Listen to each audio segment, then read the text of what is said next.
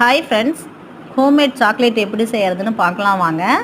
Chocolate செய்கிறதுக்கு first நிலக்கடலையும் பாதாமையும் பொடி பொடியாக கட் பண்ணி வானலியில் போட்டு எண்ணெய் ஊற்றாமல் வணக்கி எடுத்து வச்சுக்கணும்.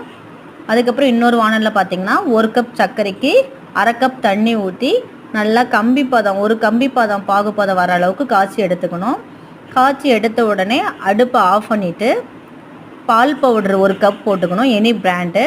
அதுக்கப்புறம் பார்த்திங்கன்னா 1/2 கப் கொக்கோ பவுடர் போட்டு நல்லா மிக்ஸ் பண்ணணும். ரெண்டையும் நல்லா கட்டி இல்லாமல் மிக்ஸ் பண்ணினதுக்கப்புறம் நம்ம வறுத்து வச்ச நிலக்கடலையும் பாதாமையும் போட்டுக்கணும். அதுக்கப்புறம் 1 ஸ்பூன் பட்டர் போட்டுக்கணும். நல்லா மிக்ஸ் பண்ணி அதெல்லாம் ஆல்ரெடி நெய் தடவின பிளேட்டில் அதெல்லாம் எடுத்து ஈவன் பண்ணிக்கணும்.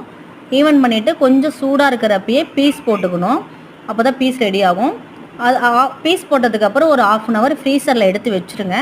அவ்வளோதான், சாக்லேட் ரெடி ஆகிடும். இந்த மாதிரி செஞ்சு பார்த்துட்டு எப்படி இருக்குன்னு கமெண்ட் பண்ணுங்கள்.